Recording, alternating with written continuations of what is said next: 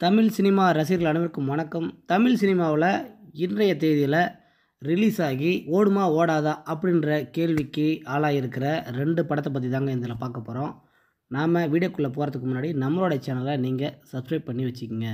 அப்படி என்னென்ன படங்கள் ரிலீஸ் ஆகிருக்கு அப்படின்றத பார்ப்போம். ப்ளூ ஸ்டார் மற்றும் சிங்கப்பூர் சலூன் உள்ளிட்ட படங்கள் தாங்க இன்றைக்கி ரிலீஸ் ஆகிருக்கு. தைப்பூசம், குடியரசு தினம் மற்றும் அதுக்கப்புறம் சனி ஞாயிறு என 4 நாள் தொடர்ச்சியாக லீவு நாள் தான்.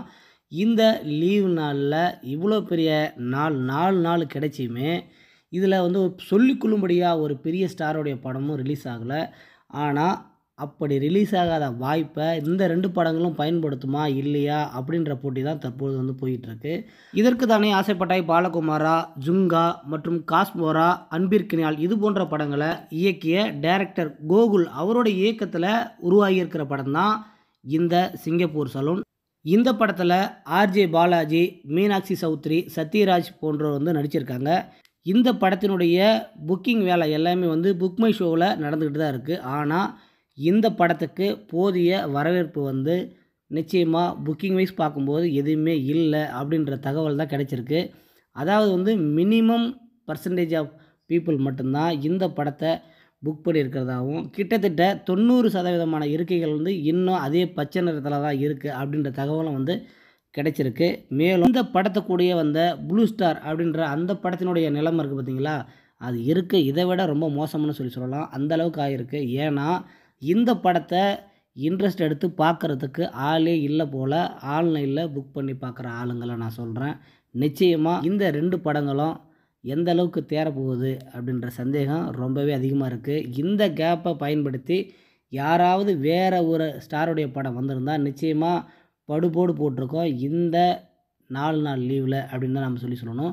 அதாவது ப்ளூ ஸ்டார் அப்படின்ற இந்த படம் பாரஞ்சித் அவருடைய தயாரிப்பில் அசோக் செல்வன், கீர்த்தி பாண்டியன், சாந்தனு நடிப்பில் உருவாகியிருக்கிற இந்த படம் நிறைய ப்ரொமோஷனுக்கான வேலைகளும் சமீபத்தில் செஞ்சாங்க.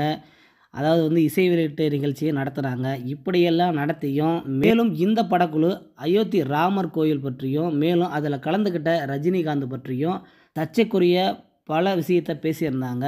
அப்படியெல்லாம் பேசி ஹைப் கொடுத்தோம் இந்த படத்துக்கான வரவேற்பு சரிவர இல்லை அப்படின்ற தகவல் நம்மளுக்கு கிடைச்சிருக்கு.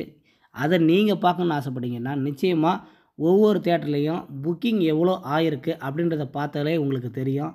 அந்த தகவல் அடிப்படையில் தான் நாம் இதை சொல்கிறோம். போன வருஷம் வாரிசு மற்றும் துணிவு இப்படியான பெரிய ஸ்டாரோட படங்கள் 500 கோடிக்கு மேலே கலெக்ஷன் உள்ள படங்கள் இறங்கி இது நாள் வரைக்கும் ஓடிட்டு இருந்துச்சு போன வருஷம். ஆனால் அப்படியான சூழ்நிலையில் இந்த வருஷம் ரொம்ப போராக போயிடுச்சு. இந்த தமிழ் சினிமாவில் ஒரு ஹிட் அடிக்கிற படம் இந்த 4 நாள் லீவில் வரல அப்படின்ற வருத்தம் உங்களுக்கும் இருக்கும் அப்படின்னு நினைக்கிறேன்.